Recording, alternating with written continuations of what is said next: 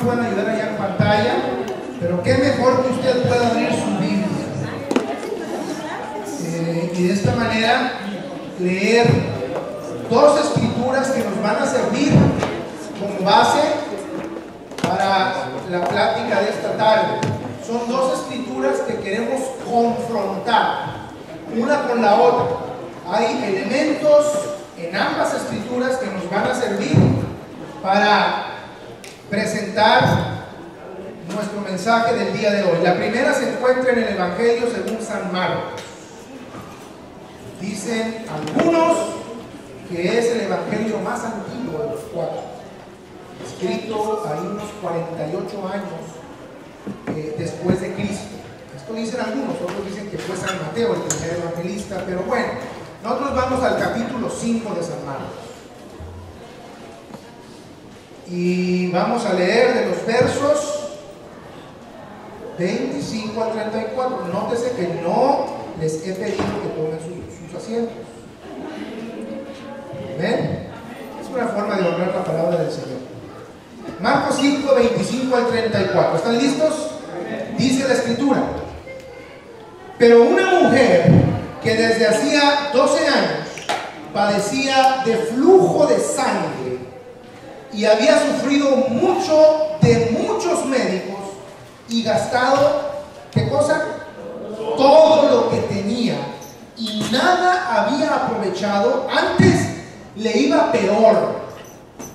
Cuando oyó hablar de Jesús, vino por detrás entre la multitud y tocó su manto, porque decía: si tocare tan solamente su manto, seré salva. Y enseguida la fuente de su sangre se secó y sintió en el cuerpo que estaba sana de aquel azote. Luego Jesús, conociendo en sí mismo el poder que había salido de él, volviéndose a la multitud, dijo: ¿quién ha tocado mis vestidos? Sus discípulos le dijeron: ¿ves que la multitud te aprieta y dices quién me ha tocado? Pero él miraba alrededor para ver quién había hecho esto.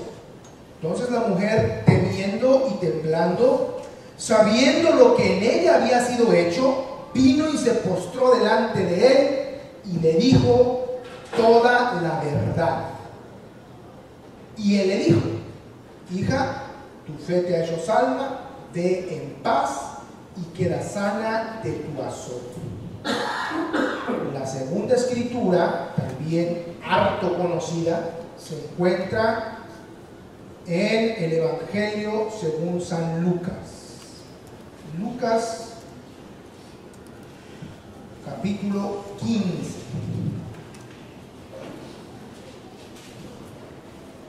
Ahí vamos a leer de los versos 11 al 24. Y escuche la primera parte de esta parábola. Dice: también dijo, hablando de Jesús, refiriéndose a Jesús, un hombre tenía 2 hijos, y el menor de ellos dijo a su padre: Padre, dame la parte de los bienes que me corresponden. Y les repartió los bienes. No muchos días después, juntándolo todo, el hijo menor se fue lejos a una provincia apartada y allí desperdició sus bienes viviendo perdidamente. Cuando todo lo hubo malgastado, vino una gran hambre en aquella provincia y comenzó él a pasar necesidad. Déjenme repetirle este verso 14. Cuando todo lo hubo malgastado, vino una gran hambre en aquella provincia y él comenzó a pasar necesidad. Entonces fue y se arrimó a uno de los ciudadanos de aquella tierra, el cual lo envió a su hacienda para que apacentara cerdos. Deseaba llenar su vientre con las algarrobas que comían los cerdos, pero nadie le daba. Volviendo en sí dijo: ¿cuántos jornaleros en casa de mi padre tienen abundancia de pan, y yo aquí perezco de hambre? Me levantaré e iré a mi padre y le diré: Padre, he pecado contra el cielo y contra ti. ya no soy digno de ser llamado tu hijo. Hazme como a uno de tus jornaleros. Entonces se levantó y se fue a su padre. Cuando aún estaba lejos, lo vio su padre y fue movido ¿a qué cosa? A misericordia, y corrió y se echó sobre su cuello y lo besó. El hijo le dijo: Padre, he pecado contra el cielo y contra ti, y ya no soy digno de ser llamado tu hijo. Pero el padre dijo a sus siervos: Sacad el mejor vestido y vestir, y poned un anillo en su dedo y calzado en sus pies. Traed el becerro gordo y matadlo, y comamos y hagamos fiesta, porque este mi hijo muerto era y ha revivido, se había perdido y es hallado. Y comenzaron a regocijarse. Padre, te damos gracias por tu palabra. Gracias por la oportunidad que nos das de estar ante tu presencia en tu casa en este día, Señor. Gracias por esa licencia tan especial que nos has dado. Te pedimos ahora, Señor, que permees nuestras mentes y nuestros corazones con tu palabra. Señor, que tu Espíritu Santo, Señor, confirme en cada uno de nosotros, los aquí presentes, Señor, tu gracia y tu misericordia a plenitud. Te lo pedimos en el nombre poderoso de Cristo Jesús, creyendo, Señor, y confesando desde ahora que así será para honra y gloria de tu nombre. Amén. Pueden ocupar su lugar dando gloria al Señor.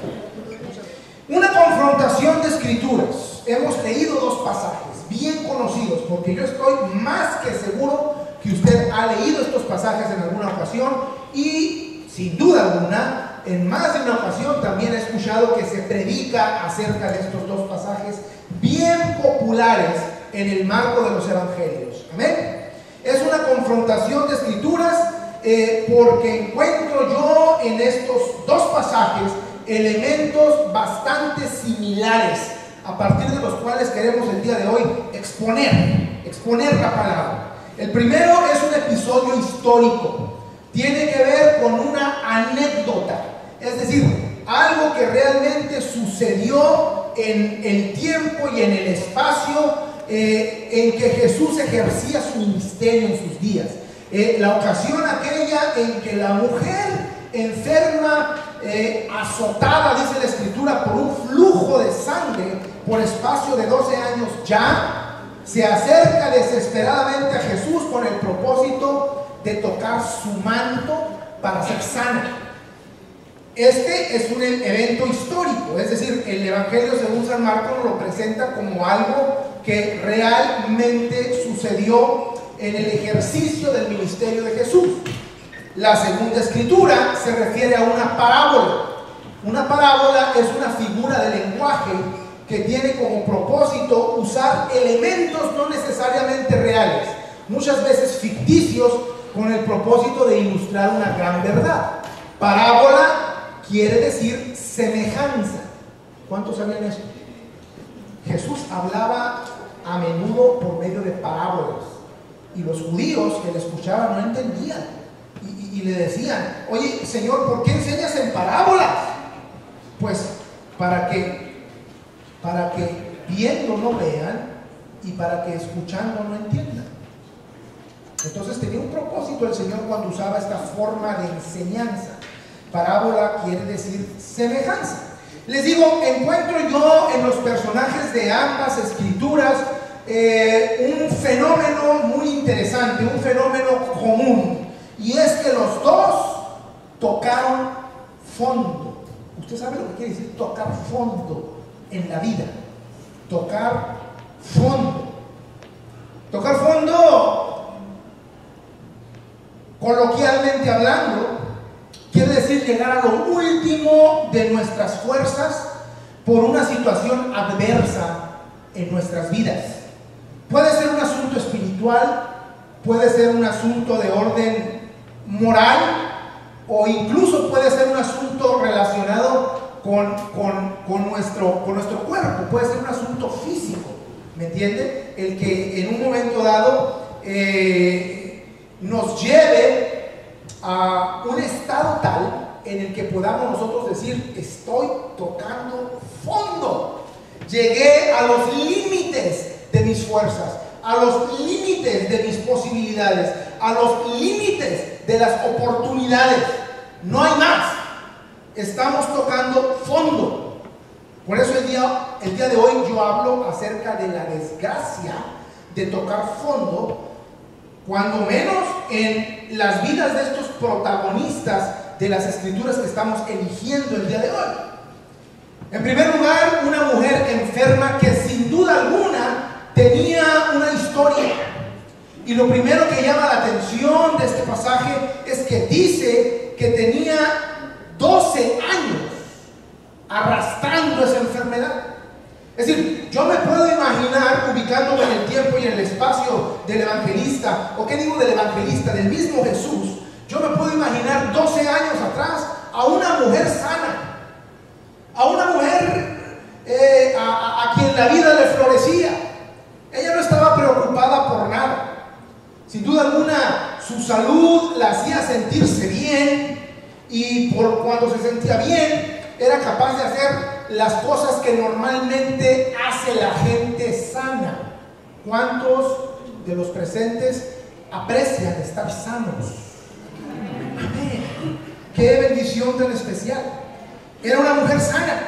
Y si era una mujer sana hace 12 años, yo me puedo imaginar también que participaba de los mismos beneficios, de las mismas bendiciones, de las mismas oportunidades que participaba cualquier mujer normal, uso el término normal por decir sana, de su época. Yo me puedo imaginar que tenía esposo, tenía una vida conyugal normal. Me puedo imaginar que tenía hijos, que invertía el tiempo necesario para atenderlos, para cuidar de ellos, para amarlos en el marco de un hogar característico de la época. También me atrevo a pensar, sin temor a equivocarme, que la mujer tenía dinero hace 12 años, porque llega un punto de la historia donde dice el narrador, que es Marcos, que perdió todo lo que tenía. Y si perdió todo lo que tenía, a esas instancias, quiere decir que hace 12 años tenía. De manera que estamos viendo un panorama que no necesariamente tiene que resultarnos a nosotros desconocido. ¿Cuántas veces usted y yo hemos perdido con el transcurrir del tiempo? Hemos perdido salud, hemos perdido seres amados, hemos perdido dinero, hemos perdido oportunidades, hemos perdido.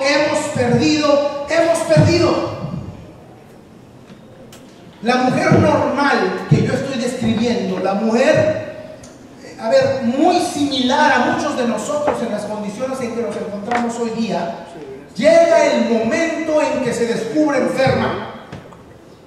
La mujer se enfermó, se dio cuenta que tenía un flujo de sangre que obviamente le resultaba a ella fuera de lo normal. La mortificaba, la atormentaba, la hacía sentir mal físicamente hablando. Quizá fue a ver al primer médico, la puso en algún tratamiento que obviamente le costó dinero. Transcurrió el tiempo y no encontrando mejoría en su cuerpo, visitó a otro médico que también le costó dinero y que la puso en un tratamiento que tampoco solucionó su problema, a partir de lo cual decidió visitar a otro médico, y así sucesivamente, hasta que después de 12 años se encontró en un estado peor, porque es lo que dice la escritura, y sin dinero.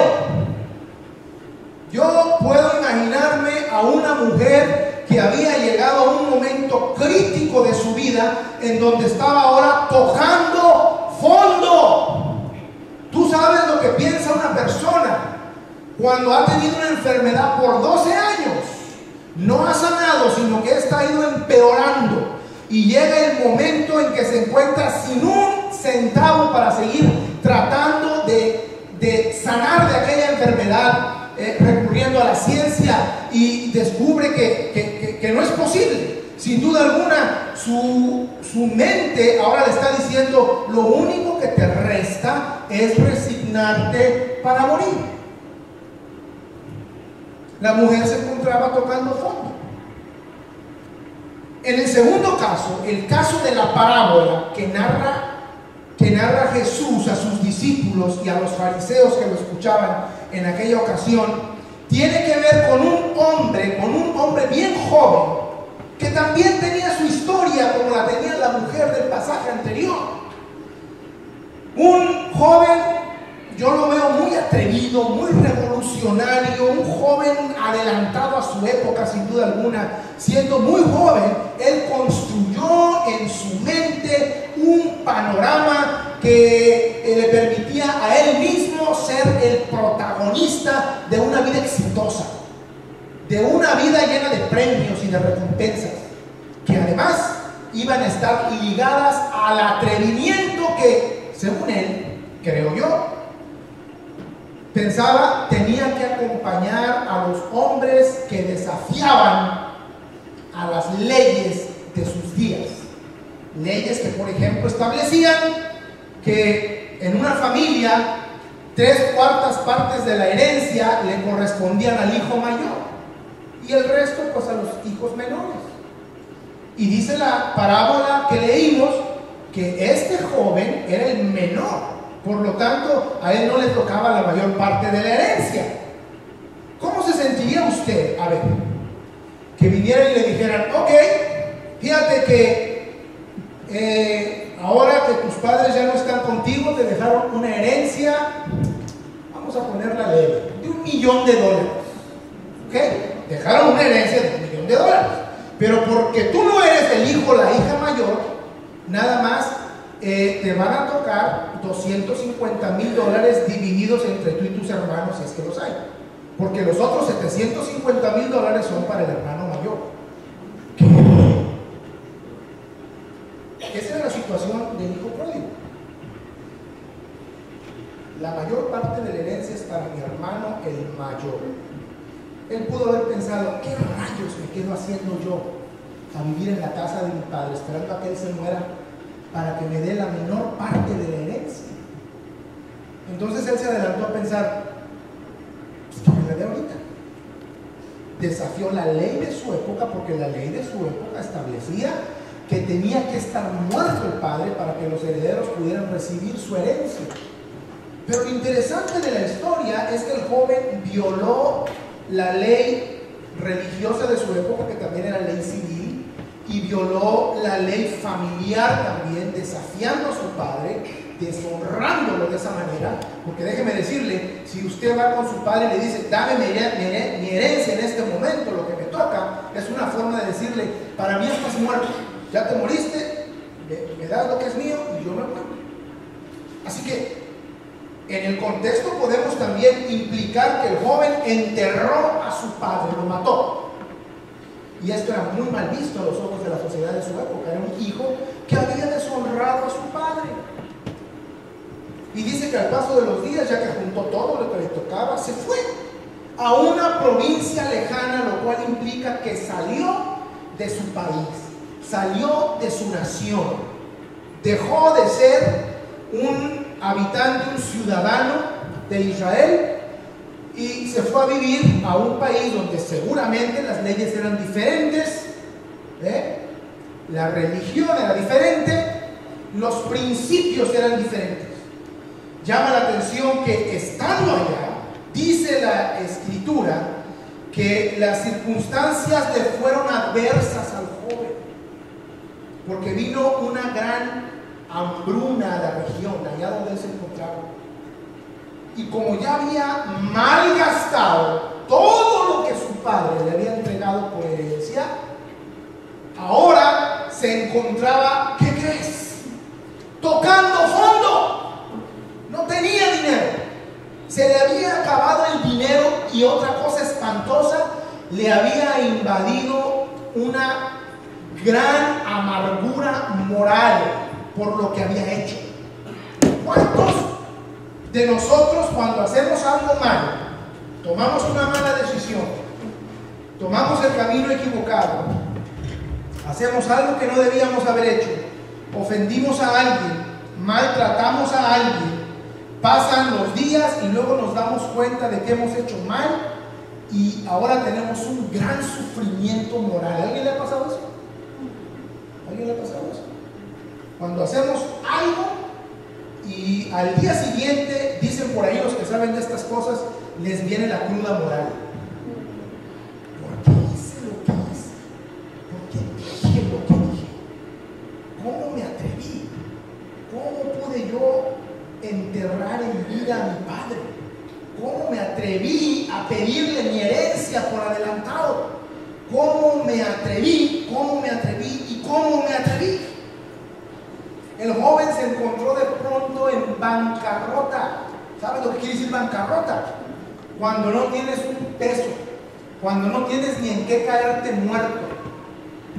Estoy usando frases de la cultura popular, ¿verdad? Para decir que estar en bancarrota significa no tener ni un centavo. Y además de eso, estar hambriento. ¿Cuántos han padecido hambre? Gracias a Dios, yo estoy seguro, sin temor a equivocarme, que no ha pasado más de un día en que nosotros no hayamos tenido que comer, en el peor de los casos, ¿verdad? Pero al día siguiente ya estamos en condiciones, por alguna razón. Pero, a ver, encontrarse en una situación de hambre por varios días y tener la conciencia de que no tenemos dinero para saciarla, esto te pone en una condición especial. Además,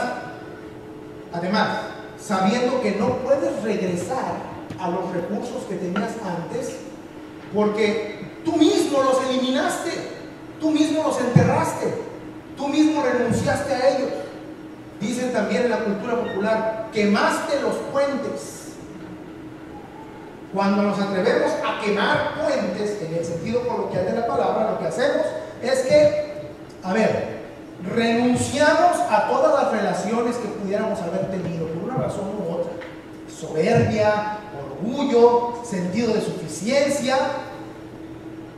Esa era la condición del joven. Estaba tocando fondo moral y económicamente. Tanto que, olvidando quién era, sintió el deseo de competir con unos cerdos para alimentarse de lo que ellos comían. ¿Saben lo que significa eso? Es decir, el cerdo era un animal considerado asqueroso en la cultura del joven, pero a él no le importaba contaminarse de esta manera, porque su necesidad era tan grande que él se encontraba tocando fondo. Todos lo habían abandonado. Cuando sus amigos se dieron cuenta de que el joven ya no tenía recursos, había quebrado económicamente, no había más razón para estar a su lado. Así que, situación tan terrible, situaciones que podemos nosotros sin duda alguna identificar en ambos pasajes de la Escritura.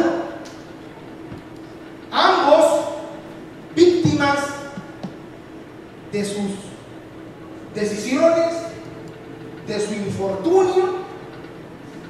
Cuando nosotros somos víctimas de alguna adversidad, no dudamos en pensar en que tenemos mala suerte.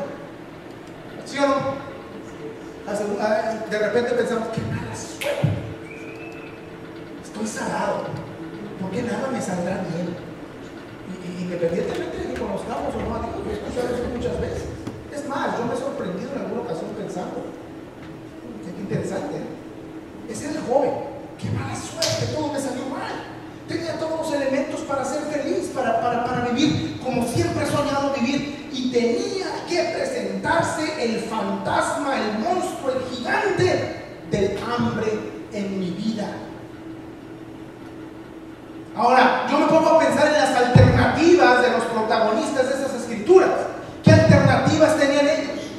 ¿Dejarse morir víctimas de la depresión y de la ansiedad en la que se encontraban? La mujer pudo haber renunciado a su deseo de salud simple y sencillamente diciendo, declarando y decidiendo no hacer nada más por ella. Quiero morirme. ¿Alguna vez ha dicho usted, quiero morirme? Trágame tierra. Bueno, eso es otra cosa, eso no lo hemos dicho, ¿no? Pero me quiero morir. Me acuerdo de aquel profeta Elías, ¿se acuerdan? que le reclamaba al Señor por una situación adversa en su vida y le decía: yo no soy mejor que mis padres, mejor quítame la vida. Cuando usted por alguna razón piensa en que no vale la pena seguir vivo, esa pudo haber sido la mujer que tocó el manto, y también pudo haber sido el hijo menor de aquel padre bondadoso. ¿Qué hago? ¿Me dejo morir? Era una alternativa. Otra alternativa era quitarse ellos mismos la vida. El suicidio sigue siendo un recurso, entre comillas, que la gente usa para huir de su realidad, para huir de sus fracasos, para huir de su mala suerte, para huir. Fíjate qué interesante está esto. Para huir, para escapar de ese fondo profundo en el cual han caído. Creen que ya no hay fuerzas para levantarse, no hay alternativas, y la gente se suicida, se quita la vida. Estaba leyendo un artículo que publicó la Organización Mundial de la Salud el año pasado, y dice que en el mundo anualmente se suicida más de 1 millón de personas, ¿ok? En el mundo, cada año, y que el 79% de los suicidas son jóvenes de entre 17 y 29 años. Póngale atención a eso. Y otro dato interesante: las razones más comunes por el que estos jóvenes se suicidan, escucha esto porque es bien interesante. Alguien puede pensar: decepciones amorosas, se pelearon con el novio, con la novia. No, o están enfermos, y conste que a veces esa enfermedad es psicológica, o están arruinados, no tienen dinero, no tienen un penny, no ven el futuro claro en materia de economía, y entonces recurren al suicidio. ¿Ok? Qué interesante, porque las causas que en la actualidad llevan al suicidio a las gentes de nuestro mundo son las causas que llevaron a tocar fondo a los protagonistas de nuestras historias. Lo de la mujer era una enfermedad, ¿cierto? Y lo del joven era un problema de economía. Sigue siendo el mismo fenómeno el que causa que los hombres del tiempo de Cristo y las mujeres del tiempo de Cristo, fíjense bien, comparadas con las de ahora, sufran este tipo de fenómenos tan serios y tan profundos. Pero entonces lo que me llama la atención acá es que ellos pensaron, ellos razonaron, tanto la mujer de la anécdota como el joven de la parábola, y tuvieron un momento de lucidez en medio de las penumbras del drama en que estaban viviendo. Y en el caso de la mujer, dice el evangelista que ella había escuchado de Jesús, no lo conocía, porque si no hubiera dijera la escritura, ella conocía a Jesús. No dice eso, dice ella había escuchado de Jesús. Y cuando escuchó de Jesús, sin duda alguna que escuchó de que el hombre hacía milagros, de que hacía maravillas, de que la gente venía a buscarlo y él les hacía el bien, devolviéndoles la salud, alimentándolos de forma sobrenatural, aliviando sus penas, calmando sus ansiedades. Y la mujer decide ir a buscarlo, y va a buscarlo con las pocas fuerzas que tenía, porque yo le garantizo a usted que a las alturas la mujer sin dinero, ya no teniendo acceso a cuidados médicos, quizás se encontraba deshidratada, quizá el volumen de sangre en su organismo pues estaba muy mermado por causa de la hemorragia o las hemorragias que padecía. De alguna u otra forma yo me la puedo imaginar arrastrándose entre la multitud. Ella llegó con el propósito de tocar el manto de Jesús, porque ella creía, escucha bien, ella creía que podía ser sana si alcanzaba a tocar el manto de Jesús. Y en el segundo caso, el joven contempló con vergüenza y con dolor profundo, característica de un remordimiento vivo, lacerante. Él consideró regresar a la casa del padre que él mismo había enterrado, que él mismo había asesinado, que él mismo había avergonzado. Y ahora dice, no como su hijo, pero cuando menos como alguno de sus sirvientes, como alguno de sus siervos. La palabra que usa aquí en original es dulos, y dulos quiere decir un criado, un esclavo que no tenía derecho a sueldo, un hombre, una mujer que viviendo en la casa de sus dueños podía ser maltratado, maltratada hasta la misma muerte sin que ninguna ley lo defendiera, porque era un esclavo. Pues el joven ahora está pensando, voy a ir con mi padre y le voy a decir que me reciba ya no como su hijo, sino como su esclavo. Y lo sorprendente de la situación es que ambos recurrieron a la solución perfecta para sus dramas. La mujer buscó a Jesús y encontrándolo, dice el Evangelio, fue sana de su enfermedad. Y cuando el hijo pródigo, venciendo toda aquella vergüenza, todo aquel remordimiento, toda aquella ruina moral, decide acercarse a su padre, vamos, ni siquiera tuvo que decir media palabra porque el padre ya lo estaba esperando ansioso.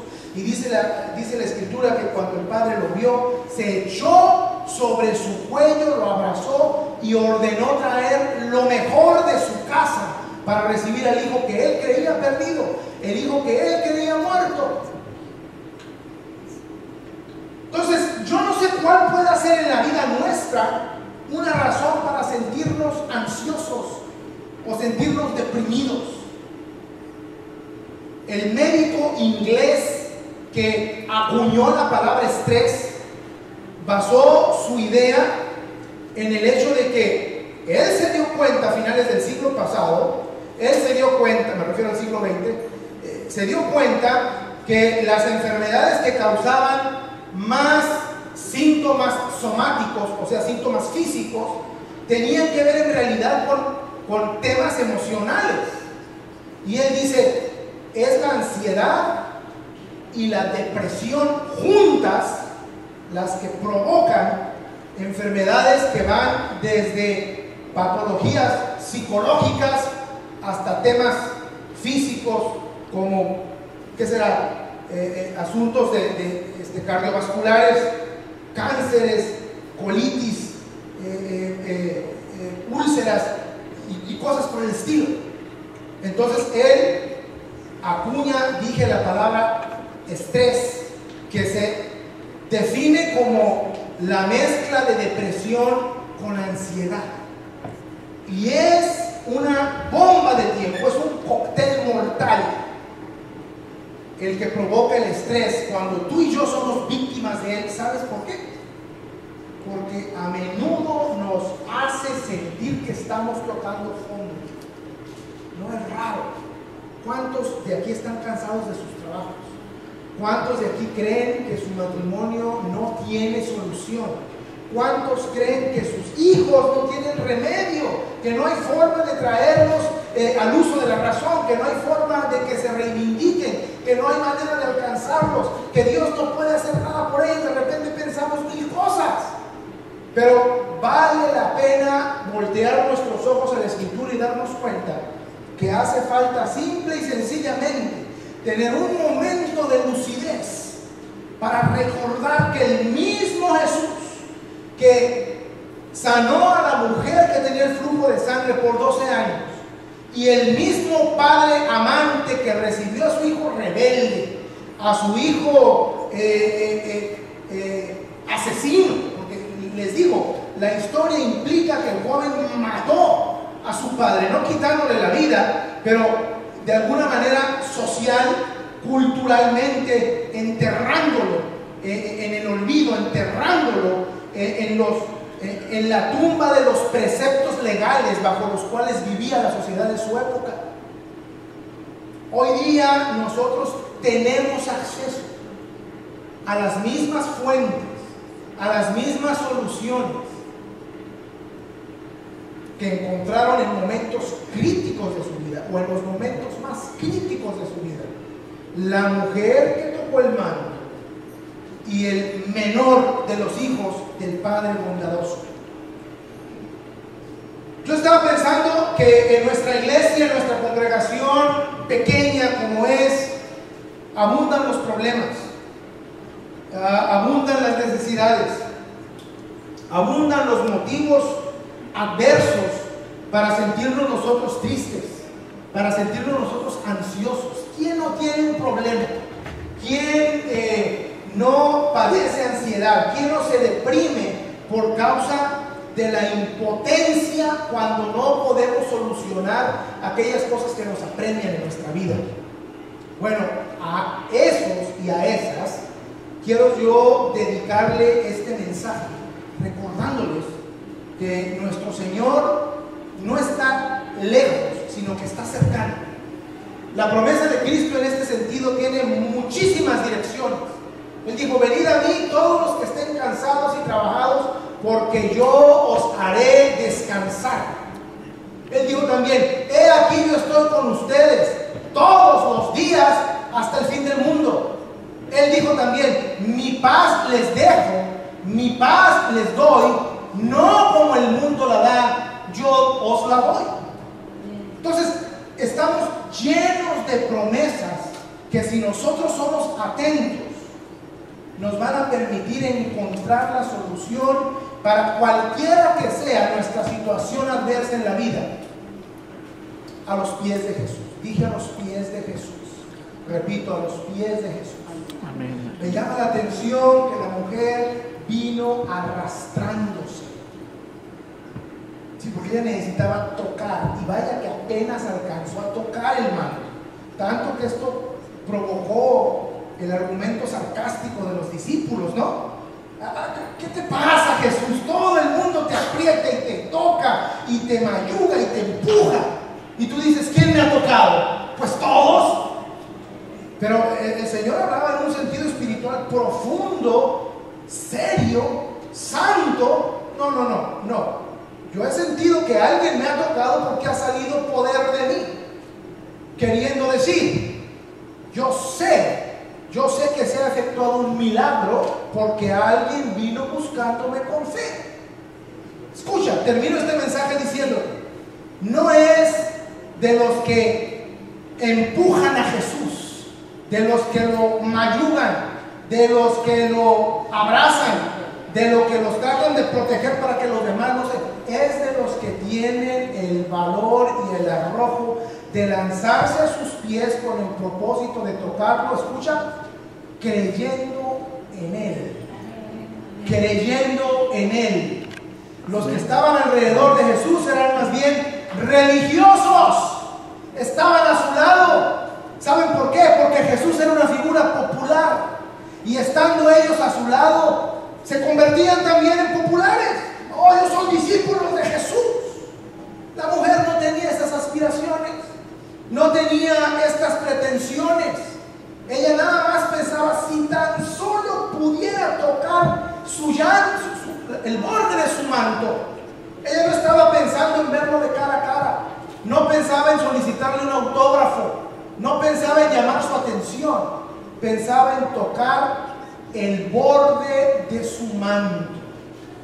Bien, esta tarde yo te quiero invitar, así simple como el mensaje que hemos escuchado, a que toques el manto de Jesús. No necesitas ningún escenario en particular. Hoy día, y yo predico muy a menudo de estas cosas, tenemos un panorama extraordinario en el campo de lo espectacular, religiosamente hablando. Las iglesias ofrecen tanto entretenimiento. Nadie dijo amén, pero sí, las iglesias ofrecen mucho entretenimiento. Cantantes, bandas, luces, humo, conciertos, predicadores estrellas que visten trajes de lentejuela y cuántas cosas espectaculares. Pero lo que marca una diferencia en tu vida y en mi vida, escucha, es simple y sencillamente que alcances con la yema de tus dedos a tocar el manto de Jesús. El Jesús que en esta tarde está con nosotros. El Jesús que en esta tarde te habla al oído y te dice: tu problema tiene solución. No creas lo que los médicos te han dicho. No creas que porque no tienes dinero estás en bancarrota. Es el Jesús que que viene con el propósito de cobijarte bajo su manto y permitir que al tocarlo creen. Tú que me escuchas, seas sano, seas sana, seas restaurado, seas restaurada, seas perdonado, seas perdonada, te liberes del temor, de la ansiedad, de la tristeza y puedas declarar victoriosamente, como tuvo que haber declarado aquella mujer y como tuvo que haber declarado aquel joven, protagonistas de nuestra historia en este día, libres y sanos